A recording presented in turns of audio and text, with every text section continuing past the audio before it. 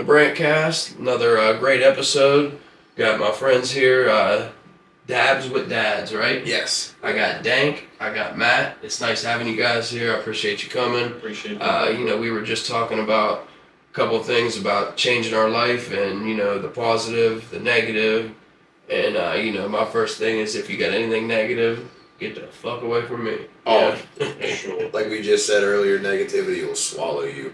And nowadays, there's enough people preaching negative stuff, pushing negative stuff online. I don't have time for it. You know what I mean? Absolutely. Absolutely. I would rather spend more time making somebody laugh, making them think, because I can take the easy route, find everything that's going on wrong, and just start bitching about it online. I could. We could talk politics, we could talk religion, we could talk all those fun things. But I'm not going to change your mind. You're not going to change mine. I'm not going to shit on somebody's beliefs, even if it isn't something that's like personally for me. If it makes you happy at the end of the day, cool. It ain't hurting nobody. Bad. Absolutely.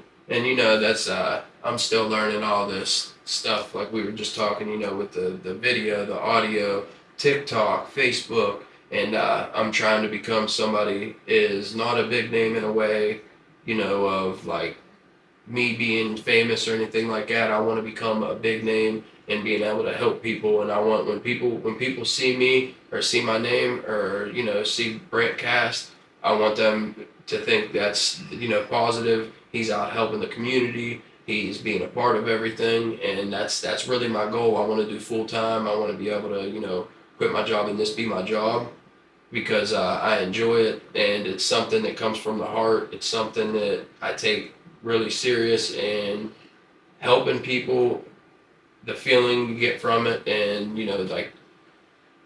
it's amazing. I mean, I've never been able. I'm usually on the other side of it. Instead of helping people, I'm breaking people down and giving them shit that's fucking their life up and not good for them and tearing their families apart. To be on the other side of that is a blessing, man. Yeah, I mean, I think we could all pretty much. We all came from the streets. Like, I know what it's like to, like you said, sell people stuff that I probably shouldn't have. I've taken a bunch of stuff that I know I shouldn't have. To be able to kind of turn that around and give yourself a better name. Because, I mean, we know what we were doing. Like, Absolutely. it is what it is. To be able to kind of give back, which I honestly, I with some of the things I've done, I feel like I'm going to have to do a whole lot more than what I have for the community before I feel comfortable with it. You know what I mean? But it gives you something to drive towards. It gives you something positive to focus on to keep your mind off doing other dumb shit. Absolutely, and a big thing with me that I see already is, you guys, shout out to Jag the Apostle and Calligraphy and, Means and everybody that's in this little community has pushed me to want to do better. I don't even have any thoughts of, wanting to do anything negative or whatever because I know that you guys are all supporting me so much that it changed me, man. It changed me. It's easy to do good now. It's like Well, it's changing the people that you're around. When you're an addict, when we're doing stuff we shouldn't be doing, we're hanging out with other people that are doing stuff that we shouldn't be doing. So naturally, that's your drive. You see other people that are out slinging. You see other people that are out making money, and you're like, yo, I could do it too. Absolutely. It's really easy. Absolutely. It's easy to make the wrong decision. You got to surround yourself with what you want to be. You know Right. what I mean? You surround yourself with winners, you're going to be a winner. It is, and once you get a little taste of this, like you said, it's it'll suck you in, and you can kind of almost turn it into your drug. And that's like earlier before I've been up for 2 days because of work, doing podcasts and doing everything I'm doing. And before you guys came, I'm like, man, I got to get my energy level up. So I went and ran 4 miles. You know what I mean? I wish I could find that type of energy. Listen, man, there for a while, I was doing 50 miles a week. That was what my videos started on. If you look at my videos, I was running. did go back. That's what I did. I would run, and like that was like my high. And I read a lot of books, and I don't know if you ever heard of David Goggins. Yeah. Okay, well, that was the first book I read that really changed me. When I would get done reading I do Audible, but I would listen to a couple chapters, and when I got done listening to it, I'd be like, man, I gotta work out, I gotta run, I gotta like. He just pumps you up and it makes you want to do better. And when I started doing that, I felt better. Things started happening that were good things. I met Rick. Rick trained me to box. I ended up fighting in a tough man. You know, I ended up fighting an amateur fight, and just doing all that, the experience. You know, I'm 35 years old. It's Right. there's not very much more time to be able to do anything like that. Right. You know what I mean? And it felt good to be able to do that. It was positive for my kids. My kids have seen a lot of negative and a lot of things, and like now they get to see positive. And I'm trying to like I said, I'm trying to change the world. And my goal, and I'm gonna put it out there because I put it on every podcast. Joe Rogan, I'm telling you, give me some time and I'm coming. Oh, listen. Good dream, man. It's good ambitions. Before we're done, that will happen. Promise. We got to smoke with Jelly Roll, so that was already kind of one off the bucket list. It was fire. That was a great night. It was a great night. There was nothing cooler than him shouting us out because of our weed suits. Like that was dope. Can you get into that a little bit? Tell me about that. Actually, that was okay. He was already going to the concert with his wife. He had brought it up. We had somebody else that had bought our whole group tickets and was like, "Yo, we're going." And then COVID happened, so they kept postponing the shows and postponing the shows. Well, finally, the day had come. We and everyone else had like opted out of their tickets. They wanted their money back. We were like, nah, just when the show, make sure we have tickets when he's there. So we finally got to go, and him and his wife had VIP passes. So he wore his weed suit ahead of time, went up, did the meet and greet. Jelly Roll and saw his suit and was like, yo. Hell yeah. So You gonna skip out the part where I called you with I was getting there. and you scream like a little fangirl? I was getting there because you never know what you're going to say when you meet like one of your idols. And I have followed Jelly Roll for way before anyone knew who he was. Like that was me and Jelly Roll been through some shit. But we drove up there and we were supposed to meet them, and my phone went off, and I thought maybe he was just trying to see like where we were at. Well, he has this shit-eating grin on his face because we're on video chat, and he just kind of panned his phone over, and the only thing I could think this like Jelly Roll's face pops up on the screen, and the only thing that popped in my head was, "You're Jelly Roll." He's like, "Yeah, I am." I was like, "You're Jelly Roll." I just said it twice. What are you doing? I think that's probably the only time I've ever actually like.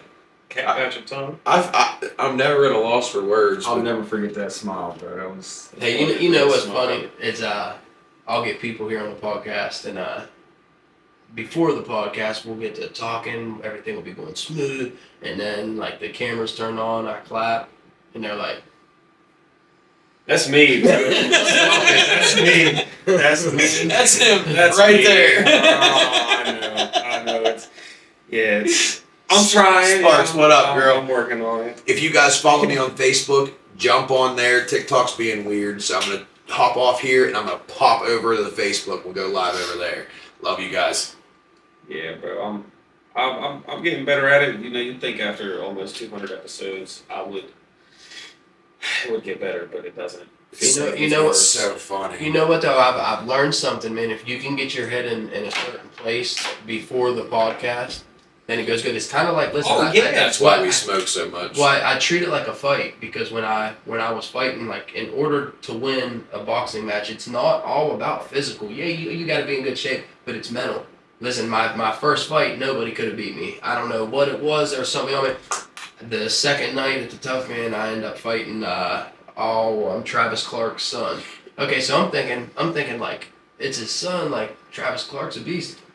It got in my head, and I get in the ring, and he kept loading up, and I like my trainer and Rick, they thought I won, which whatever, I'm cool with the luck, but the point is, it got in my head, and it was just because of I knew who his dad was, Yep. and it messed me up, you know what I mean? So I always say, if you can mentally put yourself in a good place, anything you need to do, you can do it better, you know what I mean? Well, and see, I started making my videos, and I touched on it a little bit before we got started. I've wanted to do a podcast for a while, but we wanted to go a little, like your podcast style is different than what we're doing. because there's a million different styles of podcasts absolutely. out there. We decided to go with more of like the vidcast style, to where we can stand. Because he's not. As you can, you know what I mean, like he kind of just kicks it unless you get him in an activity. You get him smoking in his own element. That's where Dr. Dank pops out. And because like we would just like I've always, our entire friendship, I've worked, like I was in the oil field before I was with the Listed Cloud, man. I worked 7 days a week on top of making videos and stuff. Like I'm on the go constantly. Like, hell, my wife's kind of bitter that I'm not home right now. You know what my old lady was asking? She was like, she said, you know what, because she follows you on all that shit. So, you know, I got a lot of information from her before you even came, because she follows, and I've been following, but she's followed for a long time. But she's like, I wonder what his old lady says, because he works at the Listed Cloud and then he does the podcast afterwards. Like, when does it give her any time? Honestly, I have to get shout out to my wife. Now, does she get frustrated with me? Absolutely, because I'm also one of those people that, like, even like an addict, I don't do anything half-assed. If I'm gonna screw up, I'm gonna screw it all the way up. So when I told her that I wanted to start making videos, at first she kind of looked at it like it was just like, it was a recovery thing. It was just one of those flighty things that I was going to start doing a little bit and then kind of move on to something else. And like I told her the same thing I told you, making videos in this content creator stuff, it's like a legal hustle. It is. But instead of slinging stuff that's going to hurt you, you're what you're selling. And I don't know how else to explain it other than like I got hooked, and the more I got hooked, the deeper I threw myself into it. So that when I got with the Cloud, like, she sees the good that we're doing, she sees the positive stuff that we're doing, and she also knows that there's a payoff at the end. Like, with as fast as I've been able to kind of build this up, I've only been doing it for 2 years, and now we're less than 2 months away from being in Vegas, finding out if I won in my category for the Cheer Choice Awards, which is huge. Like, Christ, there's people in there that's got millions of followers. I know, that's awesome, man. Congratulations on that too. I appreciate that. It was something I didn't even know that we were in the running for that, actually, which I'll get into that in a little bit. But she's frustrated with as much of my time as it takes, but she also realizes there's other things that I could be out doing. You know what I mean? Like, and I've always been a workaholic since her and I got together. I've always worked a lot. I went from the coal mines to the oil field to the Cloud. So at least, like, now I can use my phone when I need to. She knows when I'm leaving, when I'm coming home. And like, if we have stuff we need to do or whatever, like, Bill's one of my best friends. If I tell him, hey, look, and I work every day too, so, you know, he doesn't really give me shit if I'm like, hey, I need this day off. All right, cool. There's no questions asked. Like, it's. So, I mean, she doesn't get a lot of time, but she also can see that inevitably here, directly, I'll be able to slack back and enjoy the fruits of the labor. But right now's grind time. We spent the first year getting people to even know who I was. We're the second year building everything that we're building now. This year, with everything that we've already got done and has been accomplished in the rear view, and with everything that's already lined up, there's no way it can fail at this point. If we continue doing what we're doing, there's. Hey, when you started doing that, I was asking Jag yesterday if like with their rapping, because it's not the same thing, but you could put it in the same category. Yeah, absolutely. And, when I started this, like, there's my old lady. She's like, you know, shout out to her, love you. She really supports everything I do. You know what I mean? Right. But then there's other people, which I'm not gonna say, but that don't support me, and I think that they think like it's kind of like a joke that I'm doing this, and it's like, why are you doing this? You need to be going to work, because I take days off. Like, I took off today to do this, and I took off not yesterday, the day before, to do the other one. Mm-hmm. And I have to. I work 7 to 7, and it's night shift. Right. And first off, I need a couple days off. I think I deserve them. Working 84 hours a week is just too much for me. I don't really like. The only thing that's good about it is the money, and like I was talking about it, I'd say I'm pretty good at saving money. I save money, that I'll buy a bike or I'll buy whatever I buy, and I always thought, like, okay, this is gonna like solve. I needed to fill something inside me. It's the fulfillment, and it would do it for a little bit. And I don't, granted, I love my bike, I love my van, I love the stuff I got, but this is it. Yep. This fulfills me. You know what I mean? And it's helping others. Like, you know what I mean? Like, giving. It's crazy. Giving is is a blessing. I was watching today on TV. They had all people that won the lottery, and one of the ladies won $1 million, and she gave it away. You know what I mean? And like at first I'm like, man, you gave that away, but I get it. No, and I mean, I get it. The giveaways are kind of just like, those are those feel-good moments. The part that gets me is when people send you those messages where they're like, look, I have been in a shitty place the past couple weeks. I've been contemplating not even being here anymore. And just, you know what I mean? They randomly stumble upon one of your videos in some way for that couple minutes. They laughed. You know what I mean? It took their mind off of whatever it was. That's what'll start getting you. And you want to recreate that over and over again. So you have to figure out, okay, so how do I do that on a bigger scale? All right, you know what I mean? We'll talk about this, and this. And you'll start finding yourself, like, your notes on your phone will become your best friend, because you'll be randomly walking around, think of a topic, or be talking to somebody, think of a topic, boom. But those conversations lead to being able to raise the money to be able to help organizations. You mean you can help a lot of people behind this camera, more so than people will give you credit for. And then in its infancy, you're going to have a lot of people until they see that you're taking it. And even still, we still get people that talk shit. Oh, you got grown men on there playing on a podcast. You know, like, we still get it. But at the same time, they're either mad that they can't do it, because you know damn well they go home and everybody scrolls social media. Yep. Everybody scrolls social media. So they're sitting there watching, going, well, I mean, I could do that. But do it then. You ain't going. You know what I mean? Do it then. It's easy to say you can do something, but actually doing it is It something. is. You know, that's one of the things that I'm great at.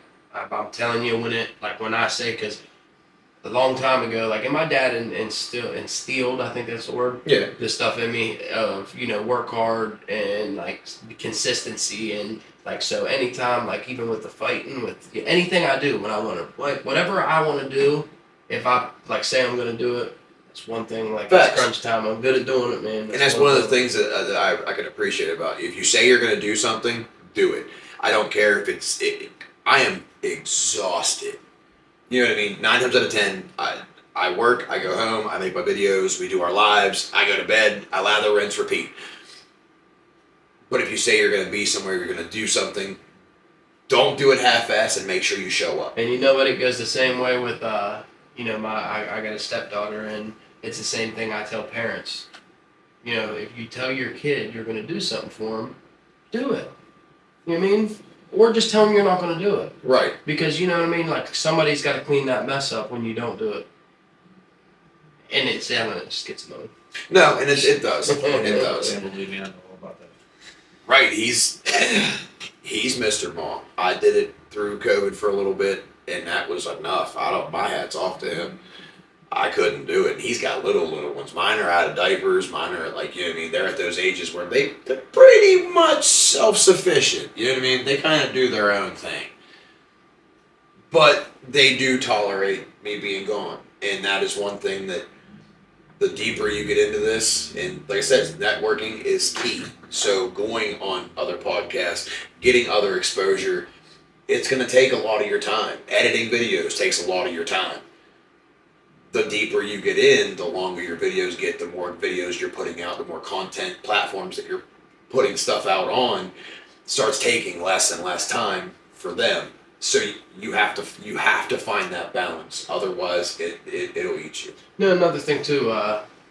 Is there like a way? How do you get in touch with other podcasters? Is there like you know what I mean, groups? TikTok. Truth be told, TikTok is where I have actually. We'll get into that. When I started making videos, I had came to him and said, "Look, I want to start a podcast." He was like, "I don't know." Like, so we would, you know what I mean, when I was off, we'd take trips up to the dispo, whatever, just to get a couple minutes where we could hang out. And it was always a blast. We cut up. It was fucking hilarious. And I was like, "Look, like, we could do this." He's like, "I don't know." So I was like, "Look, give me a year. If it doesn't work, then we won't do it." Came back to him. I mean, I think I had 100 and something thousand followers at the time, and I was like, "All right, let's go." He's like, "All right, we'll talk about it." Hit 200 and something thousand, and I was like, "All right, well, let's go." And he's like, okay, maybe. hit 300-something thousand. I was like, look, it's done. Like, let's just fucking do it. We smoke every day anyway. Let's put a camera in the mix. Yeah. Let's do it. So we started putting the kids on the bus. And as soon as they get on the bus, we go up on the porch. Boom. So that's it. All we had was the tripod and balls enough to try it. And started smoking. This was before it was decriminalized. Like, it was, you know what I mean? Like, it is what it is. We did what we did.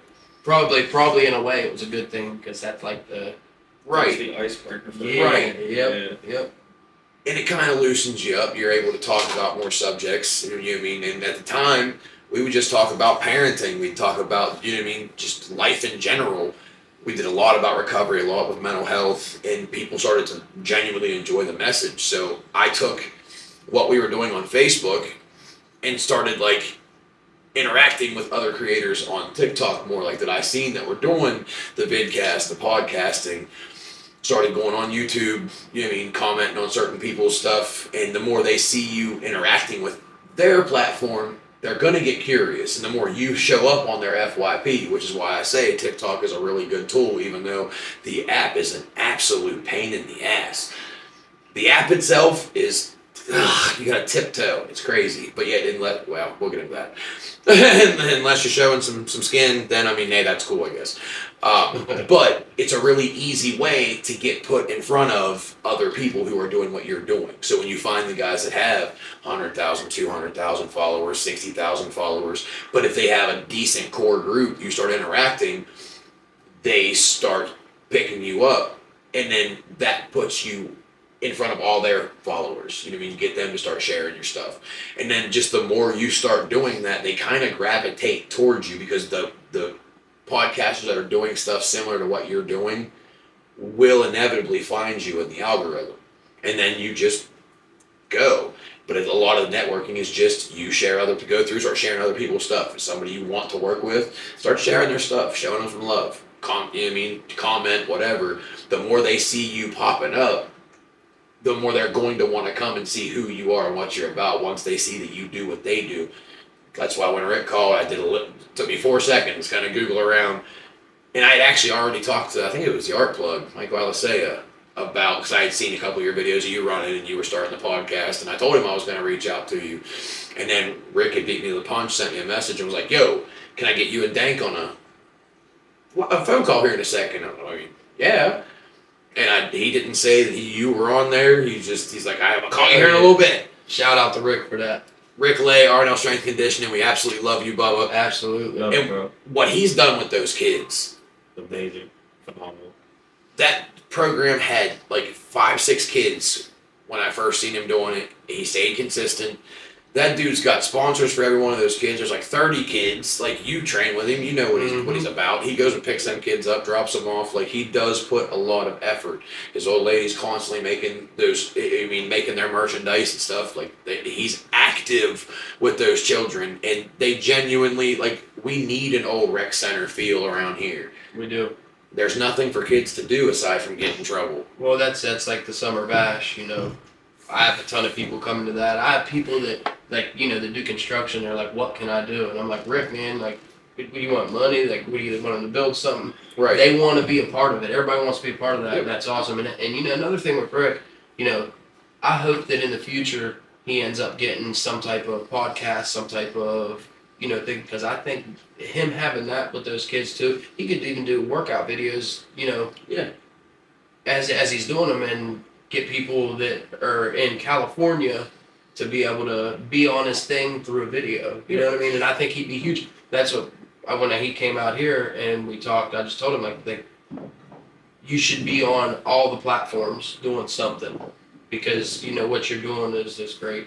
No, and it is. And what I like is he took it a step further. And because, I mean, anybody can make an organization for kids. Anybody can make something, you know what I mean, that the parents have to pay for. He took it that step further. It was like, look, if you can't afford it, you know what I mean, you don't have to worry about it. We'll find somebody to support what your kid's doing so they can still be a part of it.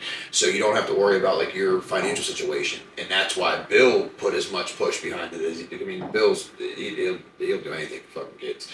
I mean, for what he did with just Michaela, she's a young girl from Bel Air that had leukemia, and he raised a crap load of money for her. See, that's awesome. And that was right around the same time that Rick was really pushing, trying to make Laurinell a thing. Right before all his stuff, the thing had been vandalized. Was able to get all. He went and hustled up, and got them new equipment. Like, he's had a lot of controversy thrown his way, and he came out on the other side of it and never stopped training the kids through any of it. And that was what ultimately. Yeah, I have all the respect in the world for Rick. Well, you know what? Rick's the only person. I'm not gonna say the only person, but he's the first person. Every time, I've slipped up or anything's happened, he's been right there to catch me every time, and he's been right there to always like say good about me, and like, even I'm sure when he talked to you, he had nothing but great things to say. Oh, yeah. About me. That's just how he is. He's a great person. He's a motivator. He's good at what he does, and he's a blessing in disguise sometimes. Rick is one of those people that can stay positive no matter what. Mm-hmm. Like, you know what I mean? Like, there's those of us that push positivity and preach positivity, and there's people who are just positive. And he really is. I've never seen him in a cross mood, like, ever. Ever.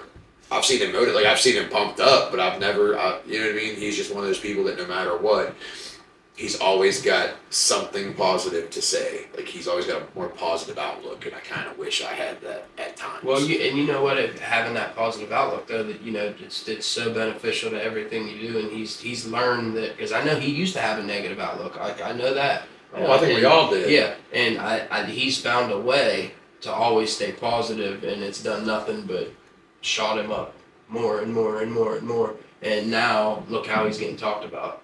You know what I mean? One of the things that I noticed was addiction.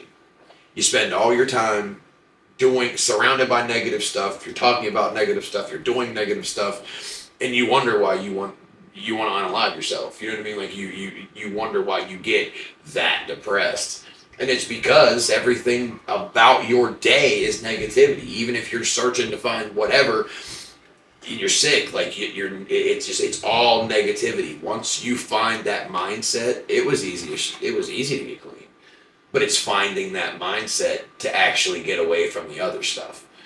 Because that's what I needed something else to focus my time on, because all my time was even though I worked all the time, but everyone I worked around was doing drugs. And it's like the grind, like I'll put it like this, I've been through, I'm gonna guess, but it should be about right, like 9 or 10 rehabs, and each time I got clean, I did good. I was number one in the program, and then I would get out, and first thing every time I'd get out, I thought it was gonna be like somebody owed me something. Like, when I got out, I'm like, people should almost bow to me because I did all of this. People don't give a fuck what you did. No, because you get out and life hits you in the face, and it's Well, I don't know if it was the same for you, but like, when you get out and you do have that feeling, you're like, I just did, but you're not thinking, well, I just went through all this because I made that choice. Yes.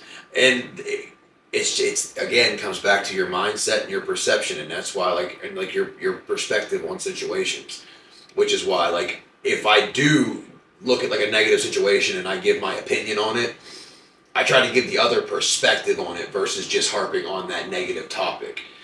Because that life's not black and white. There is heavy shades of gray, pretty much in every aspect. And I tend to find myself in that gray area more often than not on just about everything.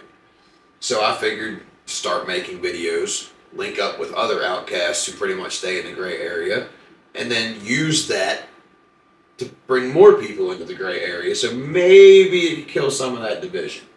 Because there's a lot of people who are raised to see a lot of that negativity. Absolutely. And they turn around and re-preach that negativity to other people.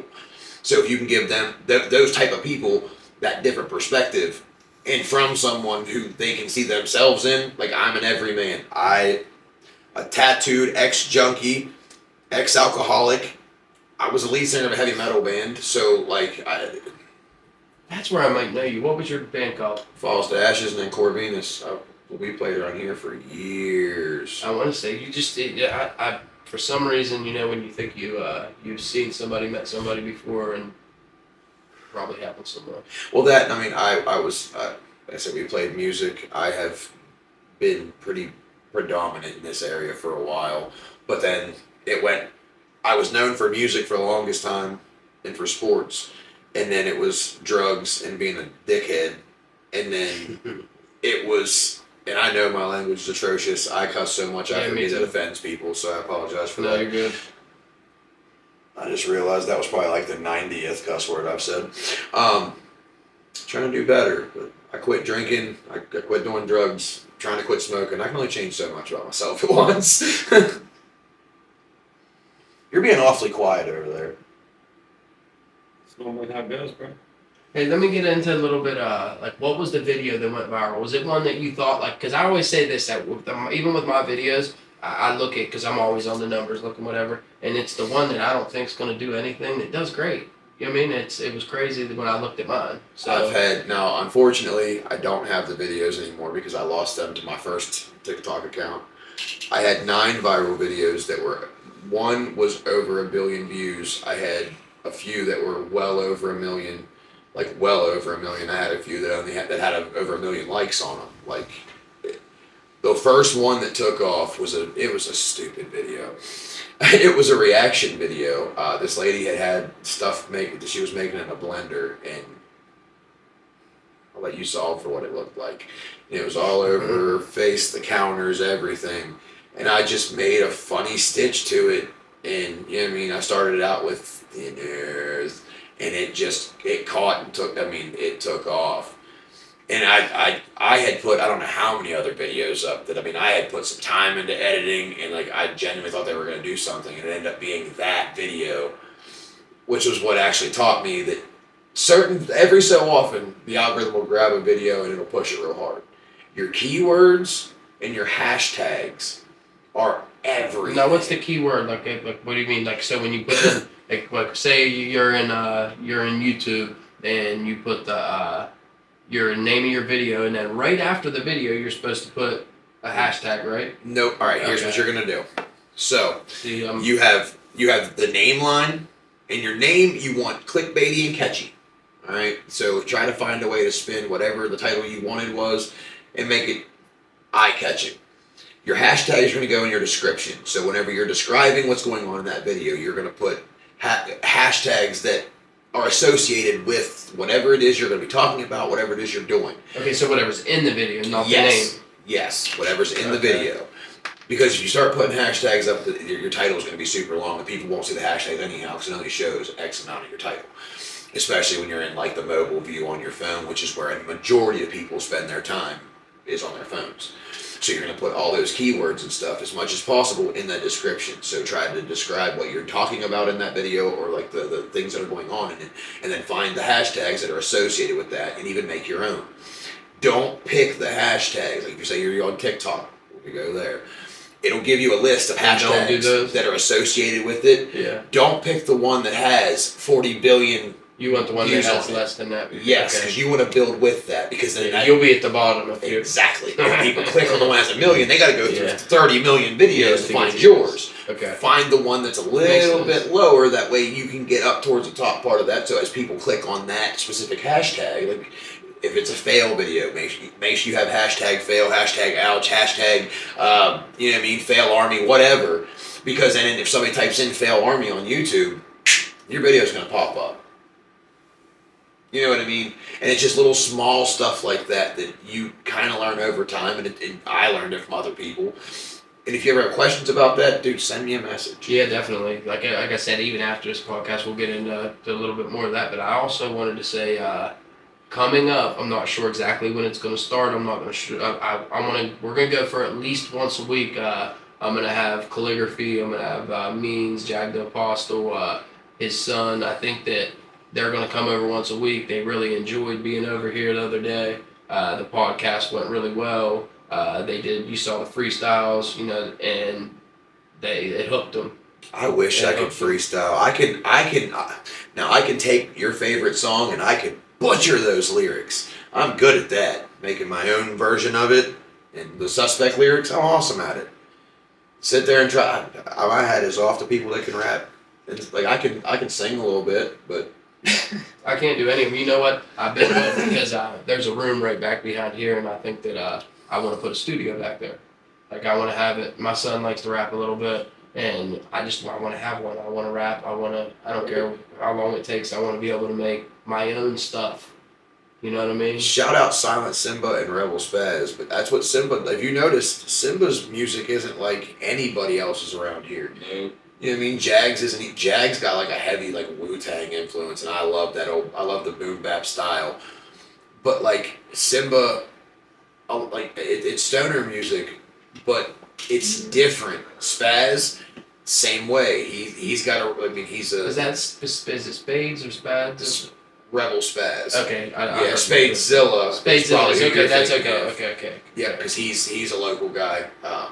Him, Jay Nice. Jay Nice is another one. Phenomenal, and he's one that was from the other side of the tracks that's now doing amazing. He has the Valley Vengeance Wrestling Club, which between him and Rick, like those two need to like they're here and here. We need them here because Rick is heavily into the boxing and the MMA side of it.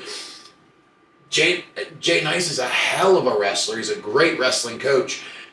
That's how you get well-rounded MMA artists is you put them two together. And I just can't figure out how to do it. Well, you know what? That's like one of my goals is to get everybody together. And I don't know if it was somebody said they have a site or something. It might have been yours or somebody's that we all can have. Like I would like it to be. It'd be awesome if we could get it to where everybody that we mess with business wise or that's got something going on, when they post something, it automatically a site that it goes to that everybody's on. Oh yeah, You see what I'm saying? Well, see, you can actually do that with like your Facebook page. You can have it set to where like we do with the Cloud Room. Well, like I say we do. Bill has with the Cloud Room where Jag stuff, your stuff, our stuff. Everybody puts everything into the Cloud Room too. We share a lot of other people's business and stuff. Other people's just promoting other platforms. That way, when they see your stuff, they see ours. When they see our stuff, they see yours, and it's a revolving door of views. Which is why, like, we have the Porch Gang hashtag, the Dabbin with Dads. We've got the Weed Suit Heroes. We have the Holistic Cloud. We have the Cloud Room too. All of those are separate entities, but they all dump into another. So, like, everything that we're doing kind of goes into that melting pot, and everybody eats off it. You've got, shout out Brady Sheffer with Useless Reality. He's another person that's in the Cloud Room that he recently started his podcast thing back up where he's doing more like the lives on Facebook. But everybody just kind of dumps their stuff all in front of you, and then everybody kind of sort through it. But as people are going through the Cloud Room too, you're getting unique treats by Jackie. Shout out Miss Jackie. Amazing human being. But like a lot of artists get seen by our people, we get seen by the people that follow them specifically. So it wouldn't be anything hard to jump on Facebook, make a profile. You can call it, I mean, whatever you want to. You know what I mean?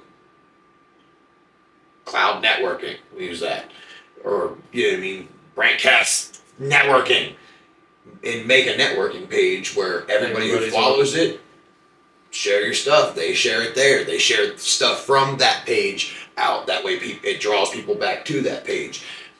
The idea is to network and get as many people as possible. Yes, that's what I want to do.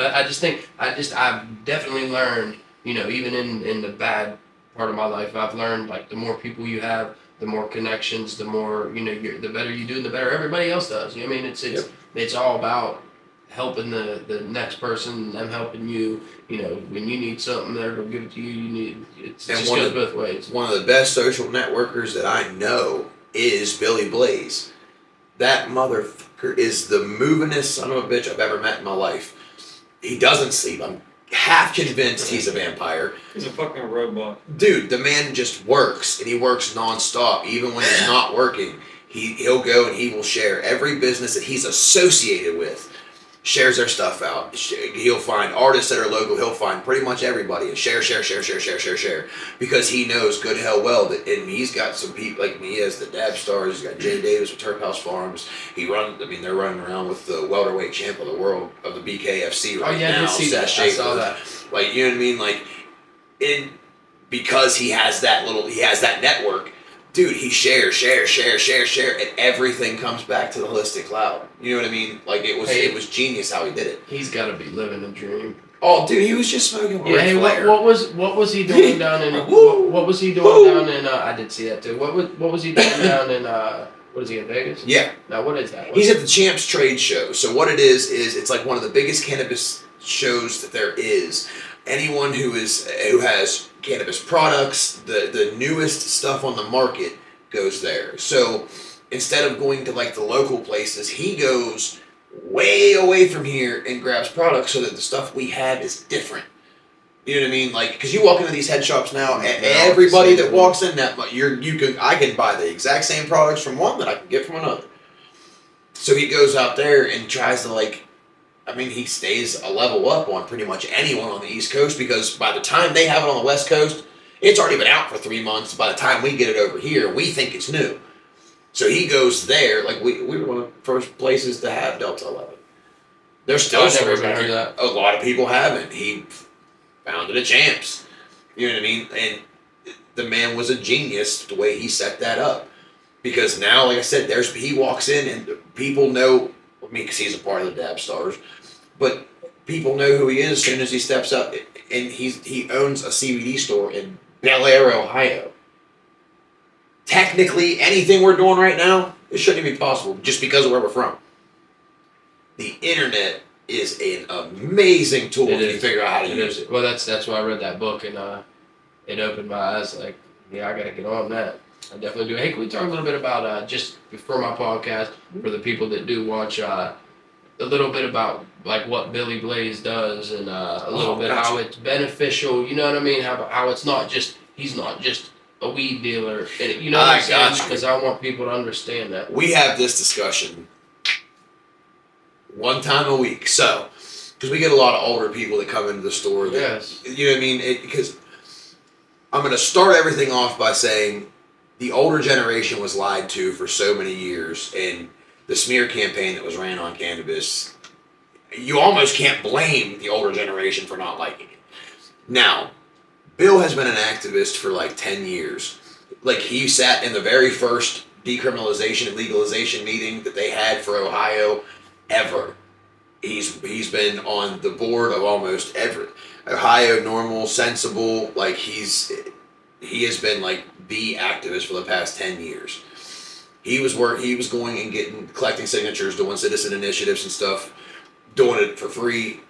You know what I mean? He was putting his own money into it for the longest time, and every major city in Ohio is decriminalized, and he's had his hand in every one of them.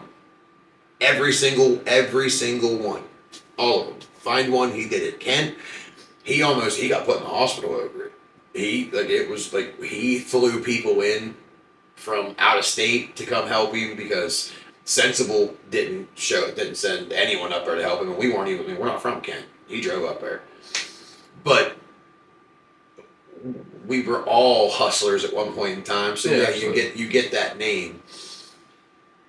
He started the CBD store when it was that they had nothing. He actually just recently posted some pictures where there was just a couple CBD products in there, and that was it.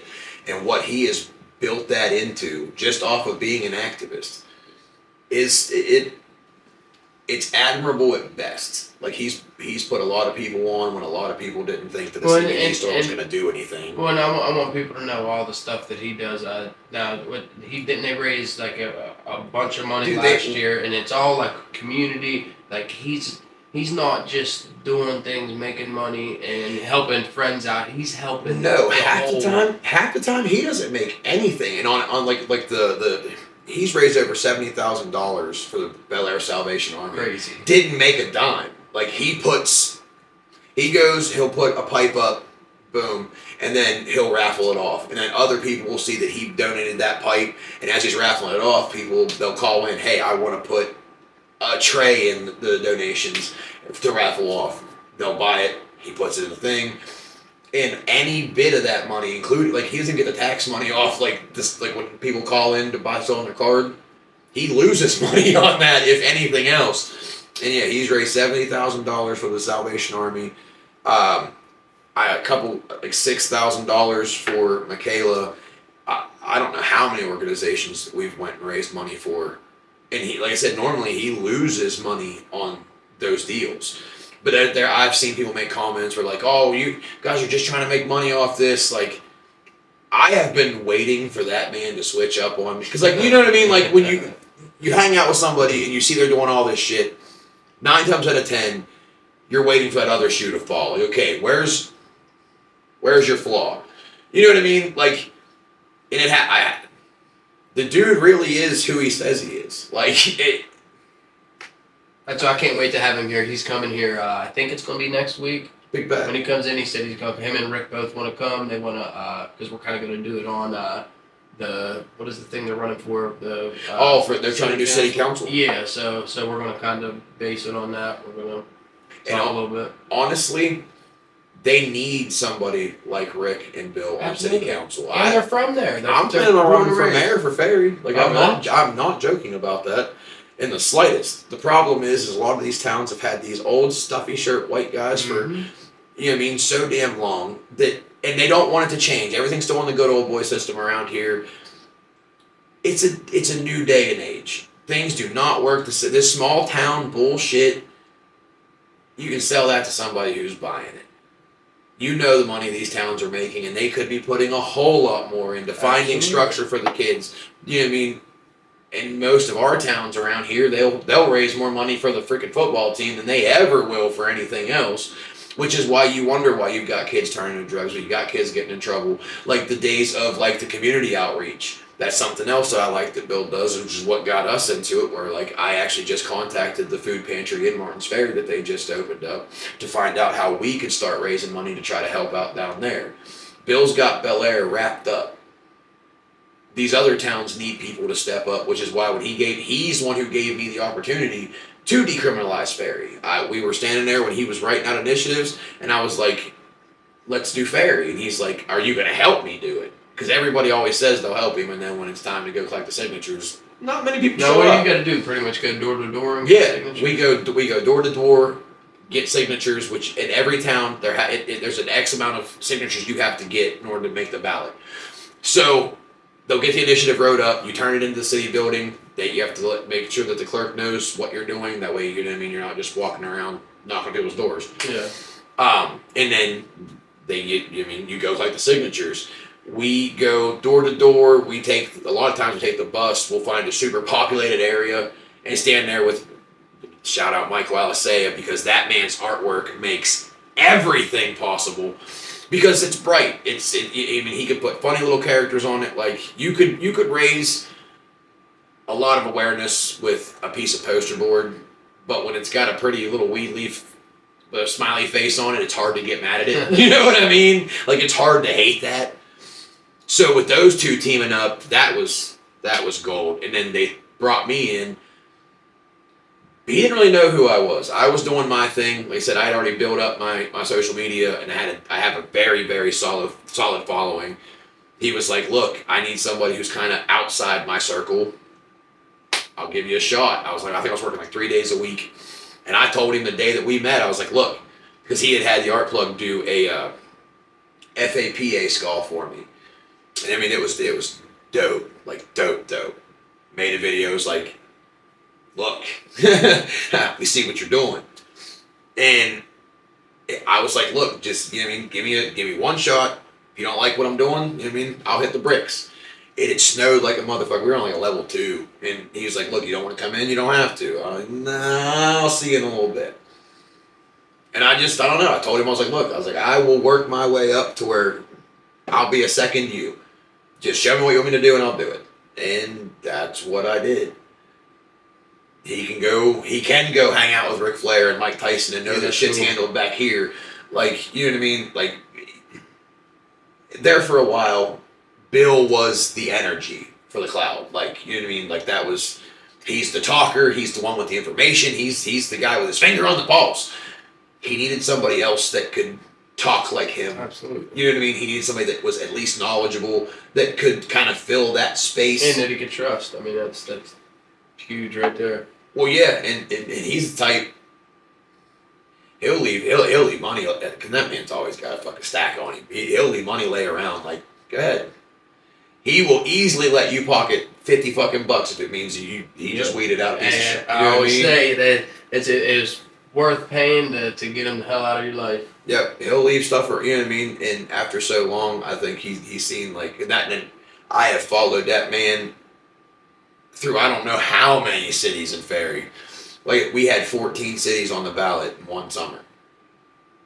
Like we put in some steps. Well, listen, if you guys once now that you know you've been here and you guys got anything going on that has anything to do with like charity work or anything, count me in. Big bet. You know what I mean? I'm That's all the awesome. way in for that because I think that's you know, a big part of the problem that people need help. You know, there's to me, you know, it's easy for me to go get a job or like I've been hustling my whole life, so I never ever go without. Some Right. people aren't blessed like that, Right. and some people, you know, have been in a situation. You know, a lot of people would be military people. They're old. They just can't work. Whatever it is, you know, I'm always willing to put a hand out and help. What I like doing, and I do a lot like off camera. I have no problem letting people know the positive things that we're doing for the community, but I'm also not the type that I'm not gonna like hand you money and put a cell phone in your face. So I do a lot off camera. I do want to start doing some on camera, but I want to do it in a different way. Like I want to go and you know what I mean. Like we can go clean up this. We can go clean up spots in the city. We can go help at a freaking food pantry. We can go do whatever you want to do. If it isn't me, because I don't know. I just feel some kind of way. Like when you know somebody needs that help, they're gonna let you shove that phone in their face.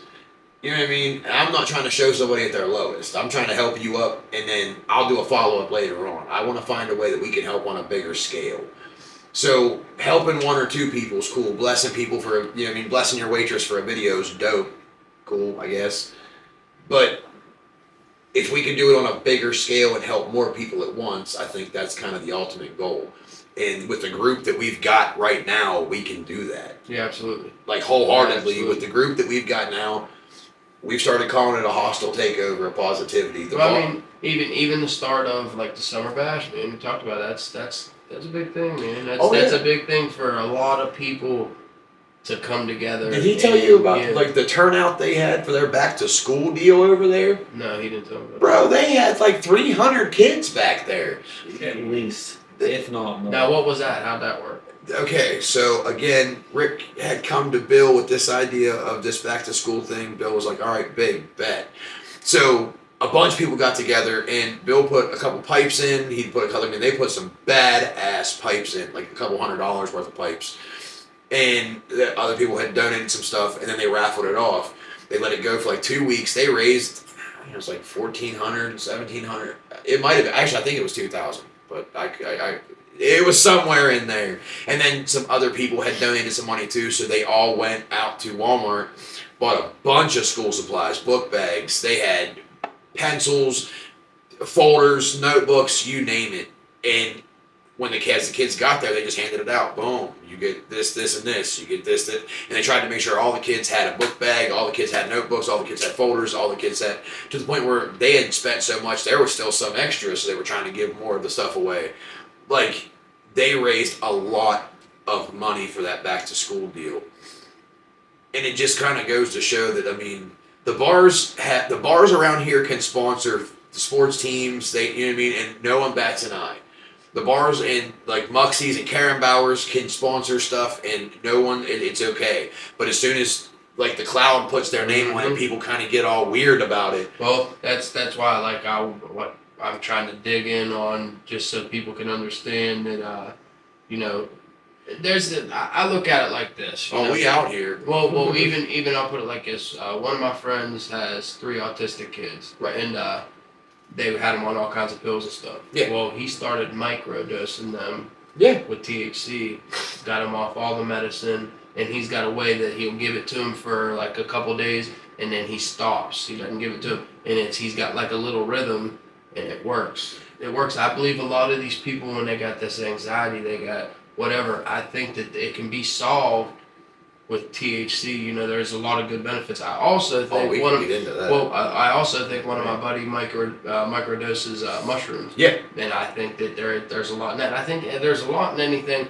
that's this day and age, the way things are, that is first off so much safer than me and Jag was talking about it yesterday. He's like, man, he said, I had to quit messing with the drugs. He said, because every drug, you don't even know what's in it. He's like, man, they're putting fentanyl on everything. Yeah. Like it's Lowry's seasoning. You know what I mean? And that's the truth. Like, they're Salt Baying that onto everything. Weed is one of those, all right, cannabis is one of those deals which we will go from CBD on up, and I'm trying not to take too much time with it. CBD is a natural NSAID, just like ibuprofen and Tylenol. So just CBD on itself is good for chronic pain, fibromyalgia, rheumatoid arthritis, so on and so forth. THC, and that, especially like 1-to-1 strains that are equal parts CBD and THC, you're getting the best of both worlds. The THC is like a muscle relaxer without having to take a muscle relaxer. Half the medications that they give you nowadays have a side effect that they have to give you another medication for, which that's weird. So you're giving me something to correct something that's going to cause something else you have to correct now too? Okay, cool. Bet. So, if you're microdosing small amounts of THC, it's not enough for a cognitive buzz change. So it's not like it's going to affect your driving, your cognition. It's not going to affect the way you move, speak, anything else. If anything, but that also comes back to the smear campaign that was ran on cannabis about how it was going to fry your brain and it makes you stupid and dumb and blah, blah, blah. When if anyone would just open up just one Google search, can show you that the only way that cannabis can affect your body at all is how we ingest it. So if you're smoking it, using a tobacco, wrap, papers, whatever, that's where your problem's going to start because it's affecting your lungs. Other than that, cannabis doesn't have a negative side effect. Well, and I look at it like this, it can be abused, but you can abuse anything. You can abuse eating. I abuse my phone. You can abuse anything. It just comes down to somebody just wanting to be negative and anything in excess is a vice. So to have the same argument with cannabis, I honestly feel like your phone's more dangerous. And that's, you know what I mean? I wouldn't, you know what I mean? Psilocybin, there's another one. Yeah, that's Mushrooms. Microdosing mushrooms is great for your cognition. It's great for your mental focus. It's a mental reset, and it's been proven. Johns Hopkins has done, I don't know how much, millions of dollars worth of research into showing that microdosing psilocybin can help your mood, your anxiety levels. It helps people with depression to the point where it can actually cure depression with psilocybin. Psilocybin in small amounts of cannabis can help people with fibromyalgia, rheumatoid arthritis, MS. Joni Caliotis is Ohio's very first medical marijuana patient. She has MS. She was in a wheelchair years ago, taking regular pharmaceutical drugs the way she was supposed to, going and seeing her specialist. That woman smokes and is a medical marijuana patient. She goes and swims every day. She uses her walker on her bad days, but for the most part, she walks with a cane, and the cane is mainly just for stability, not for her ability to walk. And that's due to cannabis. I don't know how many children that I know that their parents give them small amounts of THC due to epileptic seizures, regular seizures, grand mal seizures, eating disorders, anorexia, and bulimia. Because let's face facts, we know what it was like when we were younger. That's half where our trauma came from. Yeah. And kids nowadays are ruthless. So you have a lot of kids I get a lot of parents that come into the cloud like, look, she's developed an eating disorder. She's developed, this type of depression, this, da. And there are, and a lot of children's doctors nowadays and pediatricians are telling their parents to try CBD as long as it's just CBD. They won't push anything else. But they'll tell them, find the just CBD brand, CBDN, regular CBD, as long as it's a 0.0. For ADHD, for regular aches and pains, instead of melatonin, because melatonin can give you night terrors. Not to mention you offset your body's natural melatonin push, which I at one point in time was a walking pharmacy. Yeah, me too. I couldn't eat your cup and got you high. Well, that's it. And you know what? My liver is it's bad. I need to go get it checked. I think it's pretty bad. Well, and it's due to pills. You know what I mean? It's that's why I'm completely against them. I just think they're terrible. They I don't know now. Like I said, the fentanyl is killing everybody, and the meth is unreal. There's yours. It just drives me nuts. And you know what? There's a lot of my friends that are on it, and when I run into them, it's a drag, bro. But they act like you can't tell. It's horrible. So it's not. What was your experience With the meth? with anything? I don't know. I was a crackhead for the most part. I didn't get to meth until, fuck, dude. I was just out of the cracks. Like right before I hit rock bottom is when I started smoking meth. Well, that's because meth got easier to find there for the longest When it's time. cheap, it's like a cheap man for $10. It's cheap, man. Oh, It's dude, good. I was getting an All day, 8-ball yeah. for $80. Yeah, You know what see, I there you mean? go. So It's- it was a cheap high, you know. But it tears your body, It- doesn't it eat you from the inside Not out? only that, though, it tears you away from your family more than anything. You know what I mean?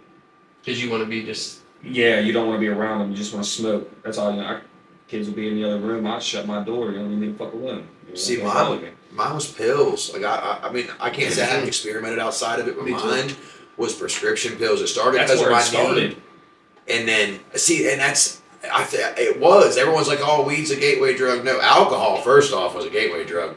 All right, because ain't nothing a bad idea when I'm drinking. That's why I don't drink anymore.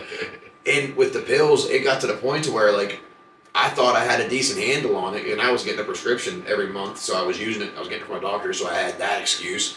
And then one thing led to another, to where like I had a buddy that was like, "Yo, you know, if we crush that down, that pill's gonna last twice as long, and we can both get one." I was like, "Oh, okay." It was on from there, and then that same friend would, you know, if we put that in this spoon, I've got one of my dad's diabetic needles. 2 and 2's 4, my guy. Let's get there. And I, at the time, lifted all the time. I mean, I had fire hose veins. It wasn't hard to hit. And that was probably like, I had a worse time with the needle than I did with the drugs themselves. You got addicted to that. Bro, I caught myself, like, when I was trying to quit, I'd go in the bathroom and just, like, just dry head, just to watch the shit fill into the fucking syringe. Like, I was like, what am I doing? It's crazy the places that it takes you, man. You know what? That's like Jack told me yesterday. He said, I was joking. Well, I mean, I wasn't joking, but I was joking. I put a shout out to my PO. I said, I'm doing everything I need to do. And he started laughing, right? And he's like, this is the best I've ever seen you, you know, I mean, physically and like mentally and just happy, man.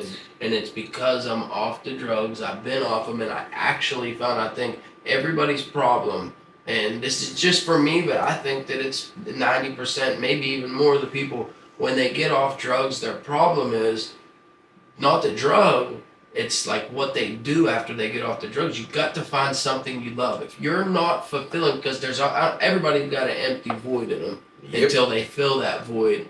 And like, especially when you're using drugs, there's the chase, the everything about it, from going to get it to using it to what you do after you use it. Like you build like an addiction to that too. Like you said, even the needle wasn't even the high anymore. So you build addiction to all of that, and then you get off of them and you don't know what to do. Well, you had filled all of your time up to that point with your drugs, whether it was finding them, going to get them, using them, enjoying the buzz after, and then it was lather, rinse, repeat. Now we got to find them again. Now I got to go find the money to go get them again.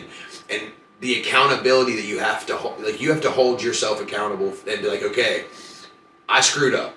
Because that's the other part that addicts screw up on, is they sit there and beat themselves down. They'll sit there and think about all the money they spent, about all the things they did wrong to people, and then they'll put them back into that depressed ass mindset where like, well, I mean, fuck, I've already fucked all these people over. This person's mad at me. This person won't speak to me. I've already screwed my family over. Well, fuck it, let's just go back. And that's that revolving door that you have to pull yourself out of. So how do you do that? They tell you it's people, places, things. Yeah, to a point, people's a big one. Yeah, that's huge. Well, and People go out of rehab, go right back to the same people. Like, oh no, I can hang out with people that are using my drug of choice. It will be fine. Until you're sitting there watching them nod off, and you're, did it get warm on the back here? Did it? You hang out at the barber you hang out at the barber shop long enough, you're gonna get a haircut. Right, You know, facts. that's the way it is. And another big thing is this for me. What I would do is I would get a job and I'd try and the drugs are gone, and I'm like, okay, well, I'm gonna make money, and I'm gonna like use my job as a hustle and like build that money up. And I always thought, man, that money was like, if I get this certain amount, if I Yep, you'll be get happy. this, I'll be happy. And you get to it, and you're like, I ain't happy. Okay, well, what's the next? Well, more money or more possessions, and that's not what it is, man. It's not. It took I'm 35.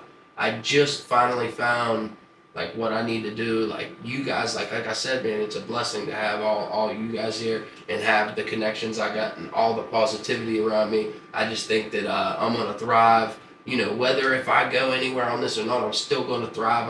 I got Jag and them wanting to come over and do podcasts. Just them coming over and hanging out, and you guys coming over and hanging out.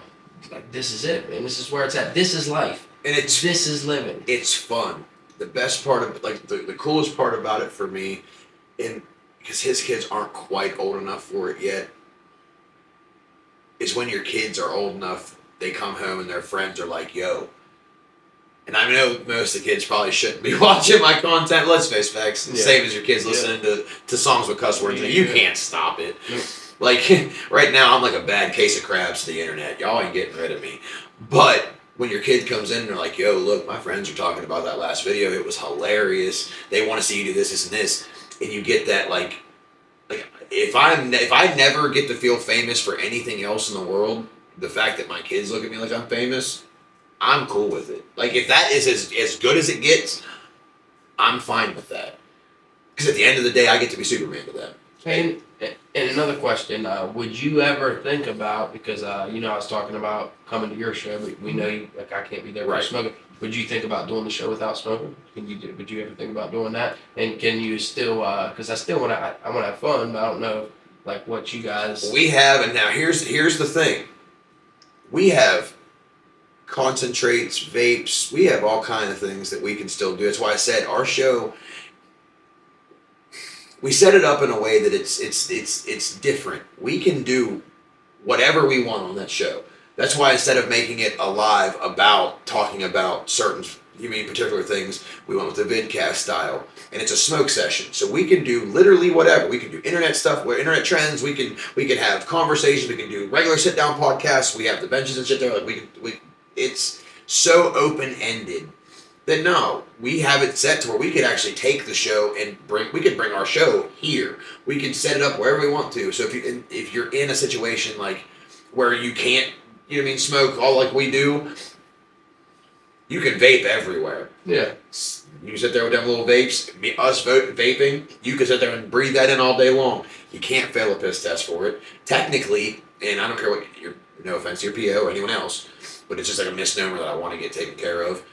You could be sitting in this room, I could be blazing a blunt, you could have somebody over there blazing one, somebody in there blazing one. You're not going to fail a piss test unless that goes to your lips and pulls into your lungs. My problem is I just can't no. You know what I mean? Like yeah, I don't mean to be around it and have to hold yourself from smoking. I just mean no, it's not that. I'm not allowed to like if I sign it, drug court's different. Oh, that's and right. I signed a You're thing not just that, regular yes, paper. I signed a thing that if I'm even around and it's on a video or anything, it could smoke me for that. Well, worst case scenario, because that's one thing I would worry about, because we do have a lot of paraphernalia around and stuff too. Because we definitely could do one without smoking at all. I mean, you don't have to. I'm just saying. We could also pull you in on but that's the other. We can pull you in on Discord. I get it, but it's not the same. It's not. Do you it's, see what I'm it's saying? a whole lot I'll more do fun that than if that's what it comes down to. I'm cool with it. You said you could- got how but, long? You got I only got about 3.5 months. I think 4 months left, somewhere around. We'll there. do It ain't one- long. And I'll be completely free again. I can't wait, man. But now that's the other thing too, and that's the hard part is that freedom. Right now, and everybody who's ever been in recovery knows it. When you're chained down with that paperwork, you think about things like that. You're like, man, I signed that paper. I can't do this, this, and this. To where it even has you kind of thinking like, I'm at my own damn house and kind of afraid to do something. Once you don't have those chains on you, that's when you have to rely on that positive mindset, the positive people around you to keep you from going back, because then you no longer have that. There's nothing hanging over your head right now saying, well, you're going to get back in trouble if you go do this. And that's where a lot of people slip too. Well, and that's what had happened to me with the slip, because this has been like I've been 5 years, I built, building all this and what I got. It's been 5 years, so it's been like a good 5 years.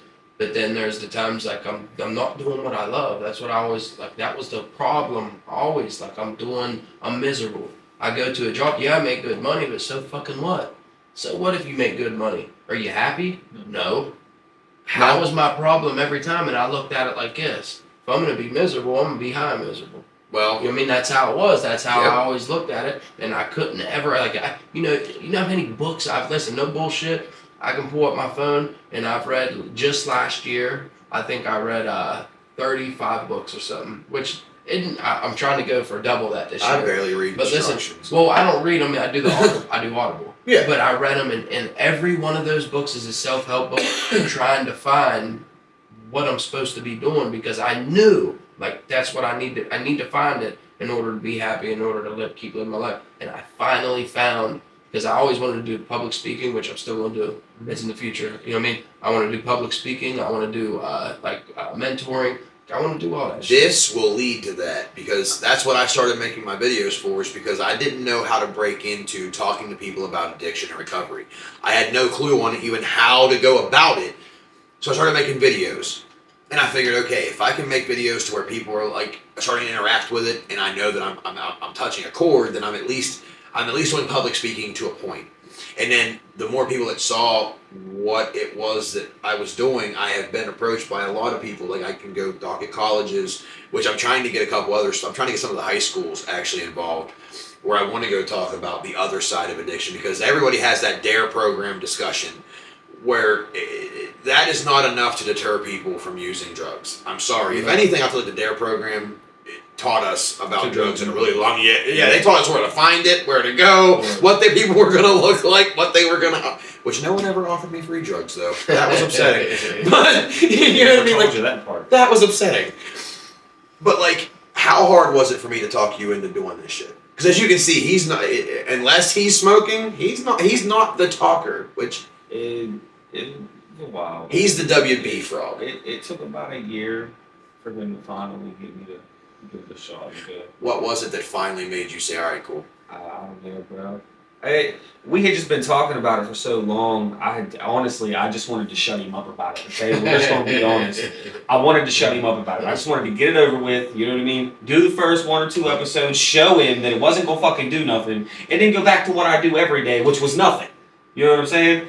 So fast forward to now, it's been a nice ride. I've heard that he's pretty consistent on everything, which is a good thing, man. It's a good thing. You stay on whatever you want to do, like, and that's me too. Like, whatever I want to do, I'm gonna get it. I'm gonna do it. That's like, I don't know. I always say I do what the fuck I want, and then nobody can stop me. And it's the truth, because even if it's something that I shouldn't be doing, if I want to do it, I'll do it. you ain't stopping me. Ain't nobody stopping. You can watch, but you ain't stopping it.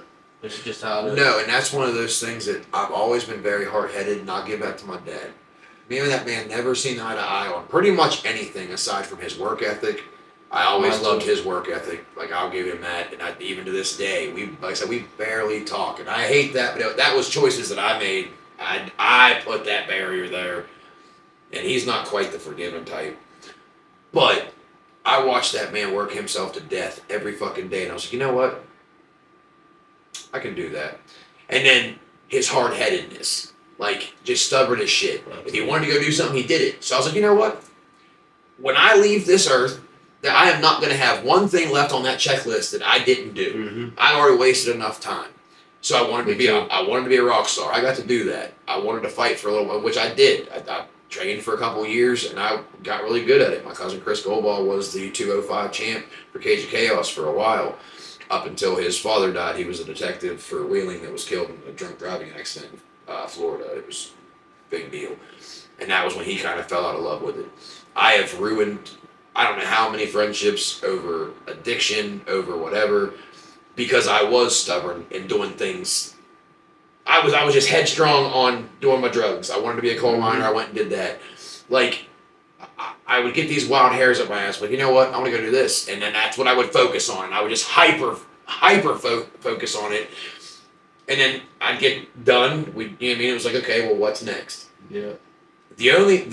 Making content online is pretty much the only thing that I've ever done. And actually, like, there really isn't a pinnacle that you can reach. There's not a ceiling you can hit with this. Justin Duncan is in the chat. Shout out, bro. Keep doing what you're doing. That man has millions of interactions. He is very, very well known in the cannabis community. He's a stand-up human being. You guys aren't following Justin Duncan, you need to be. Appreciate you, my guy. And he just gave me one hell of a shout out. Sorry, that was big for me. You're good. You're good. That was big for me. Somebody that you need to get on this show if you want like a really good like feel good story is Michael Alisea. That dude has. Now, where's he from? Give me a little bit of background on him. All right. And I don't What's his name? Michael Alisea of Alisea Shout out to Murals. Mike Alisea. I need to hear. The art plug himself, the art assassin. That is one of the most humble human beings I've ever met in my life. Next to this guy. He's soft-spoken, he's quiet 9 out of 10, but when he opens his mouth, it's gold. It's funny as shit. But he was living in Jacksonville. He ended up here, I mean, years and years and years ago. He was a Puerto Rican guy from Florida stuck in Moundsville. So he was tattooing, painting, and I've actually gone through some of his older catalog and seen some of like the old like work he had done. And that's how he was surviving, was his paintings and stuff. Like he's done some businesses in Moundsville, whatever, but like he has like went from having nothing, no car, like nothing. He was relying on other people for places to live and shit, and now that man has his license, a vehicle. He has artwork in Mingo Junction police department. He has fire departments all around here beating his door down to get him to do work for him. He has I don't know how many other businesses that he's done. Now it's artwork that he's Oh done? yeah, he's mural work. I have watched that man sell, Christ, over 300 paintings. Like, as soon as he's trying to build a gallery, and as soon as he paints something, it's sold. Now, is that the guy that paints when you on your videos and stuff? Yes. Okay. Yes. Yeah, I saw him He's the one that painted the inside of the Bel Air Cloud. He's the one that's working on the Steubenville Cloud. He did our mural for the Dabbin Dad studio, which he just did for my belt. So that was a birthday present to me. Like, he is one of those people that he feels like he doesn't have anything else to offer in the world but art. But that man has been through some shit. And he never lost who he was in any of that. He's still just as humble as ever. Like, he has people, very, very powerful people that hit him up on a day-to-day basis asking him to do, whether it's murals for him, personal paintings, whatever. And has never lost who he is. Like, it's no big deal to him. You'd have to meet him to understand what I mean, but he is one of the most genuine human beings I've ever met. He's funny as shit. You need to link up with Michael Alisea. Well, I'm trying to change it up. Even shout out to Chase Watts. You know who Chase Watts? Oh yeah, I grew up. I was driving. He was in his car, his 80 car, and I was driving past, and I seen that it was him, and I whipped around and was talking to him, and he was just asking what I was into, and I told him about the podcast, and he said he's willing to get on, but we're gonna see. I'm just trying. I want a little bit of everybody, man. If I could get old Uncle Frankie on here, I'd have him on here. You know what I mean? Shout out Chase. I'd have anybody. Like, I want to get interesting people always.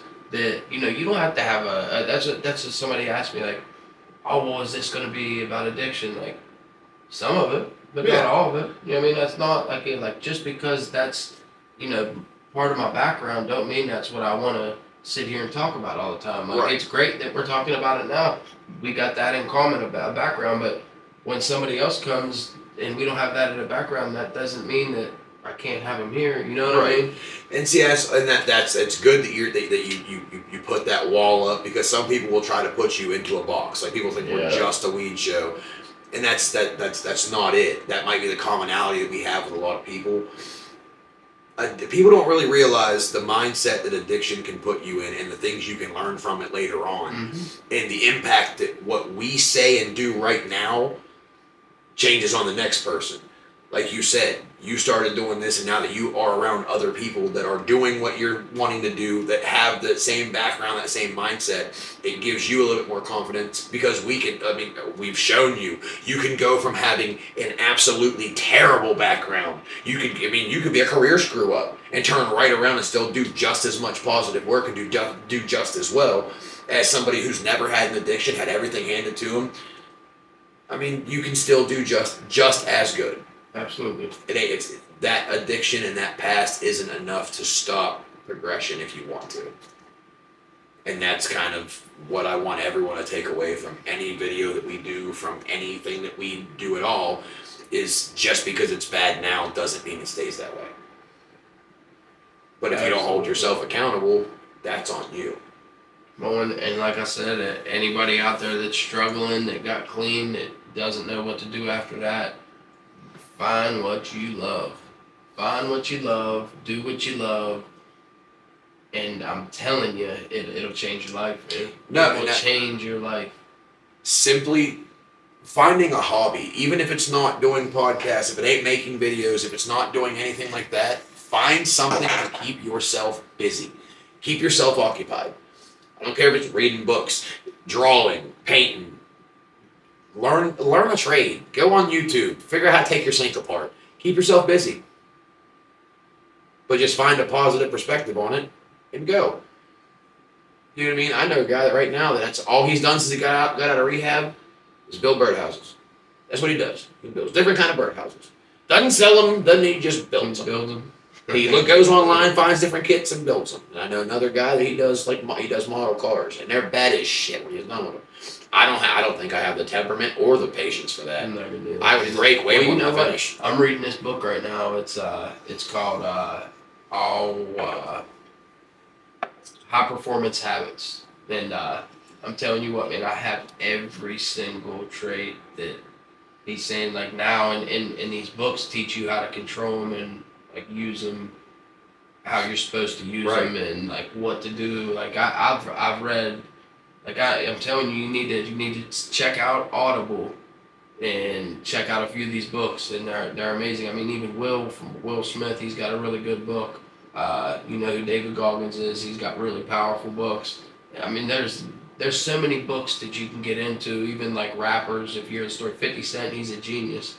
Oh God, yeah. He is, and he's got great books. I mean, the 48 Laws of Power, great book. That's a great. It's a hard read. I had to read it. I listened to it 3 times in order to really get all of it. But once you learn it, like everybody thinks it's a manipulation book, which it is, but all manipulation is a bad manipulation. No. And it'll teach you what people are doing to you, and you don't understand what you can learn, and you can use it in business. You use it everywhere, man. Like I'm telling you, like books that I've learned more reading books this year than I've probably learned in my whole life. The streets helped me more than pretty much anything as far as the social media is concerned. Because like I said before we went live, you're the product and you're learning to sell it.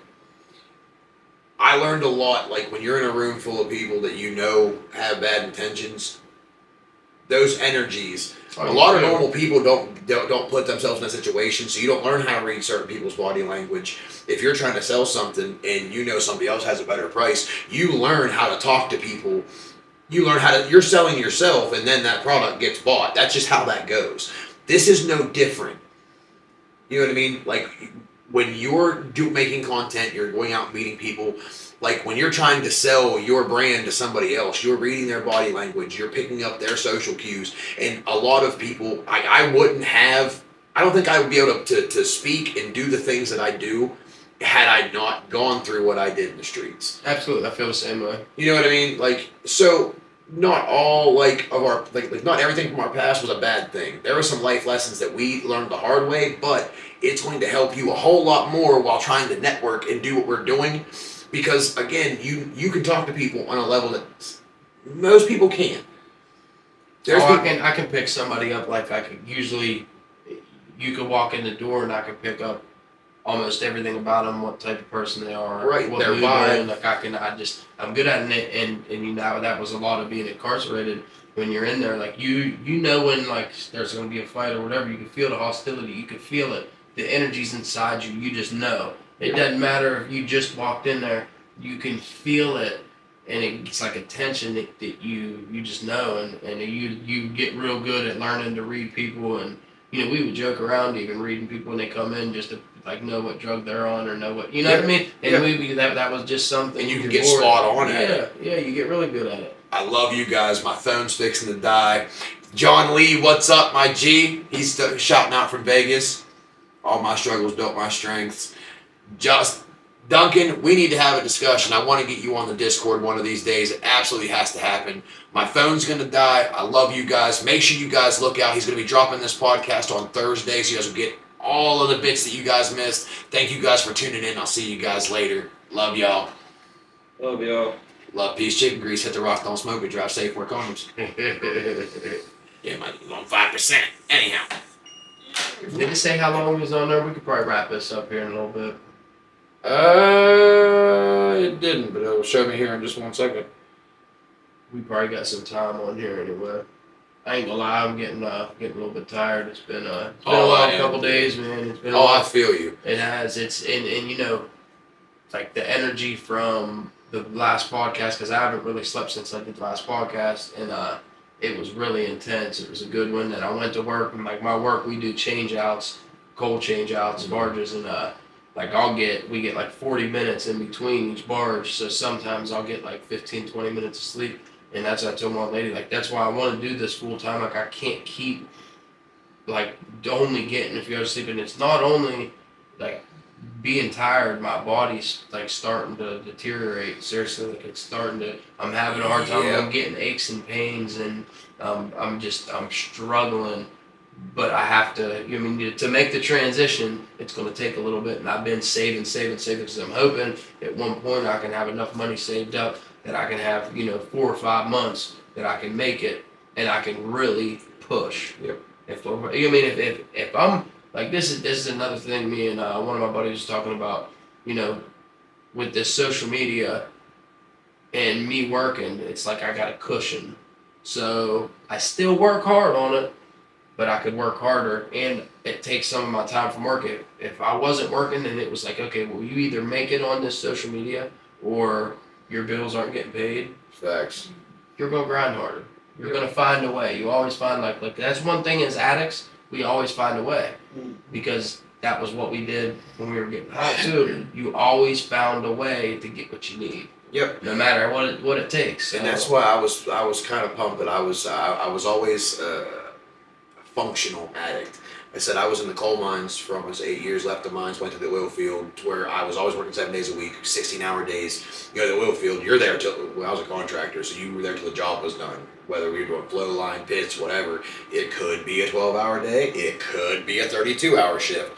It just doesn't, you know what I mean, it just kind of depends. I mean, granted, the money was great, but I was never around, and when I was home, I was asleep. That was it. Case closed. That's that sucks.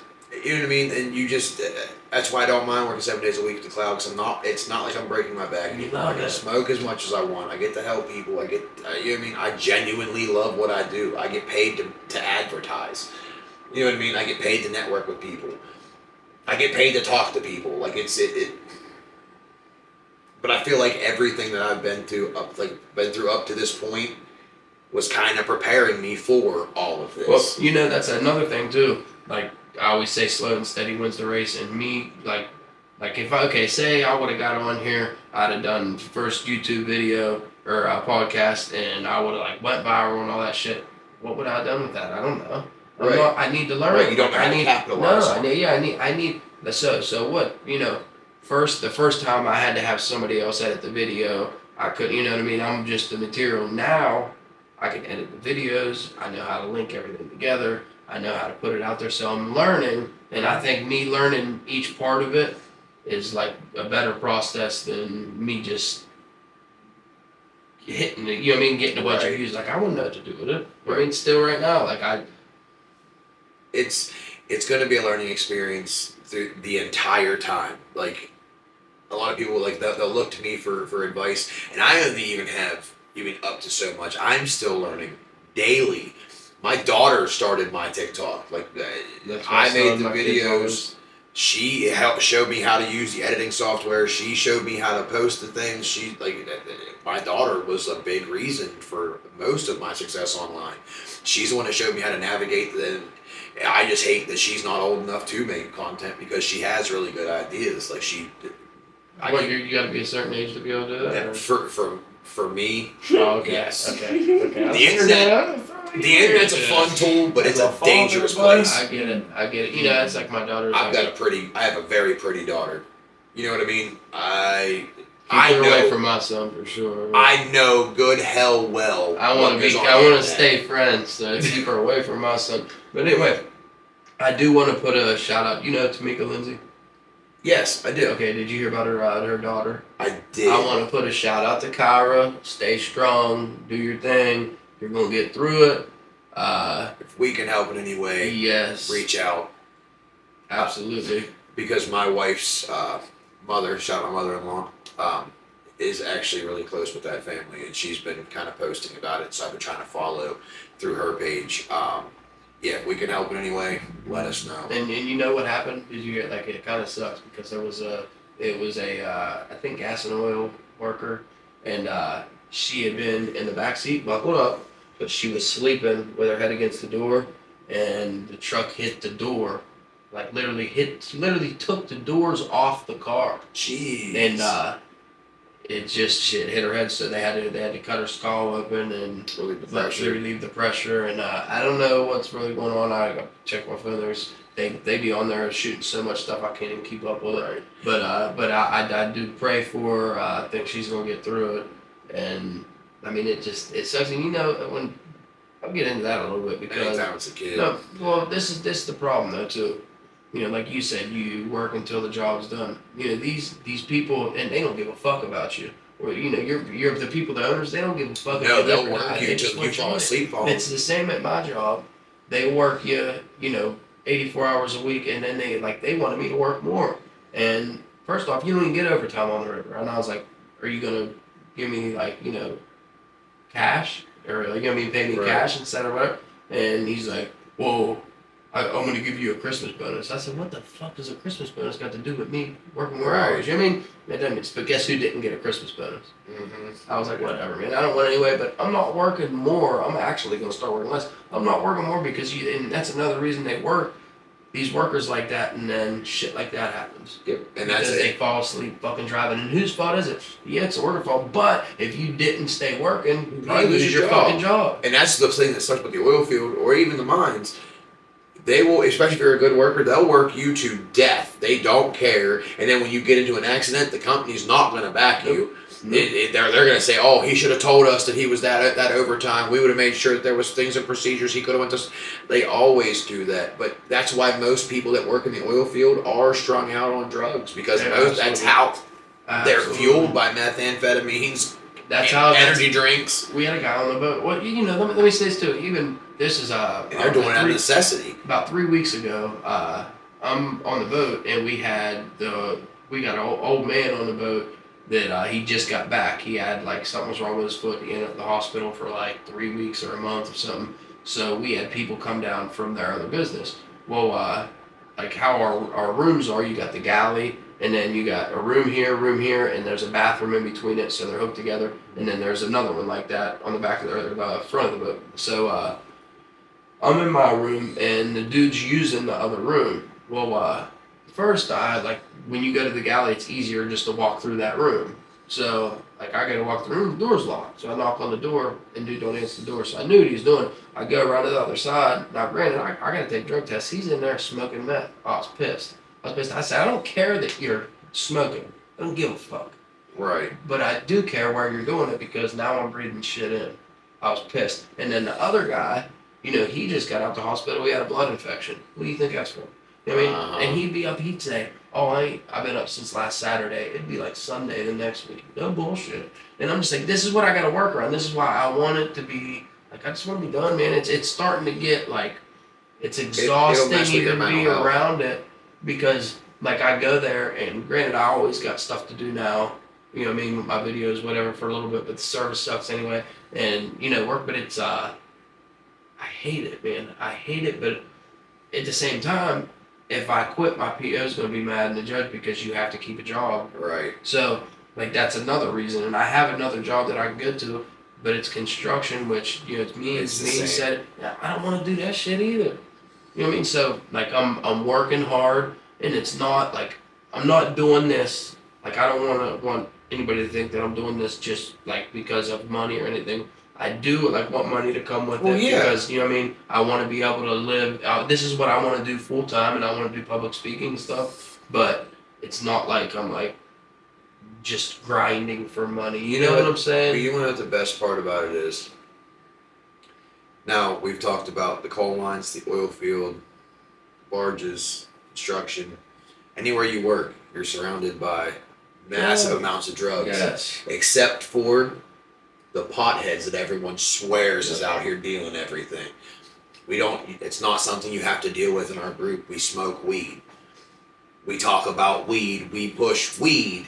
Where everybody's, they're making money, they're doing this, they're slinging this. No, we went legal. We found a way to hustle legitimately. We're selling legal Delta products, legal CBD. We're pushing positivity, hope, and showing you there's another side to this shit. And donating a bunch of money to Right. and giving kids something to do. You know what I mean? Who the fuck else is doing that? There's The judges ain't doing that. They're not throwing the summer bash, are they? No. Do all the prosecutors and everything? Are they throwing the summer bash? This is the hardest working group of stoners you will ever meet in your life. And it's the one place that you don't have to worry about being around a bunch of other drugs because we don't have time for it. And you know what's crazy is I told you guys when you got here, just when I got into this group of people, I've never seen this so many hands out wanting to help me so fast. I mean, it's crazy, man. I've had one person, maybe two, like, you know what I mean, to help me out or whatever, but not like this, man. Not like this. Not like pretty much open my door, like, And just what I really- got, you got. You know what I'm saying? And I want to help you push your stuff because I want you to make it. And it's like, if you make it, it's okay if I don't make it. Because, you know what I mean? I know that it's just going to come right back around because that's how we work. Yeah. Like, and that's like, when I started this, I didn't know you guys already did it like that. My goal was to get as many businesses locally that I can to work as a team, and I wanted to help push their products. That was my goal. For me to do nothing, all I wanted to do was commercial for you, commercial for, this business, commercial for this business, try to help them build their business. That's all I wanted to do because I knew if I did that, my turn comes. You know what I mean? Just don't be fucking greedy, and your turn will come. That's just how everything works. Like I've learned. I don't know, man. It's money is easy to manifest. The money will come. The money will always be there. It's an inevitability in this line of work. What you have to find is the people around the people that you're working with is probably like 90% of your issue. When you're social networking, you have to find people who all have the same goal in mind. If you have everybody who just wants to make money at this, no one's going to do nothing. You can't focus on money. If you focus on money, you're fucked. Yeah, you need to focus on the following, the people who are, their time is worth so much more than the money that's in their wallet. Because you can make so much more off advertising, off of commercials when they come and watch your videos on YouTube. There is so many ways to make money online making videos aside from selling merch. I have yet. I mean, granted, do I have merch available? Yes, but I don't. You don't ever see me making videos talking about, hey, come buy this, do this shirt here, this. You know what I mean? Never. If they care about you enough and they appreciate your message enough, that part will come. It's them having somebody that they know every day I'm going to drop something. If they're in a shitty mood, they'll be able to laugh at it. That in and itself is enough to get other people to push to where that money starts coming when they watch the video and they run that little 30 seconds. Now you already make money from your stuff, right? Yeah, TikTok. I'm already. I opted out of the creator fund. That was a fucking joke. But for them to go to run ads and like for other businesses to be able to piggyback off my videos, they have links that I have there's other businesses that actually run their ads on my videos. They attach their ads to the videos. Like and then you have other, like you have sponsorships where businesses like Just Blaze Clothing, they've actually been talking to us about being a brand ambassador. Shout out Wallace Now what's Kahn. that? Now what is that? It's kind of the same thing like what David Lynn is doing. They just kind of basically attach their name to your entity. So whatever it is you're doing. they become a sponsor of. So, and at first it's not even like financial. It's just simply you're pushing their brand, they're pushing you. You're working together. Once they start seeing that there is a following there, that there's a network there, that's when they can put a little bit of boost behind you to start pushing you, because the further you go up, the more people see them. So I mean, what do they do? So they just get you whatever products to help you boost your stuff, or like how would you? Yeah, theirs is a clothing line. So Okay. they make Seth the Body Snatcher Schaefer's clothing, or it's like his merchandise and his shirts. They push those. David, they have the David the Lionheart thing. You know what I mean? They basically just make merchandise. You push their merchandise while they're pushing you, because that's- they're pushing your merchandise. That You was know what my I whole mean? goal.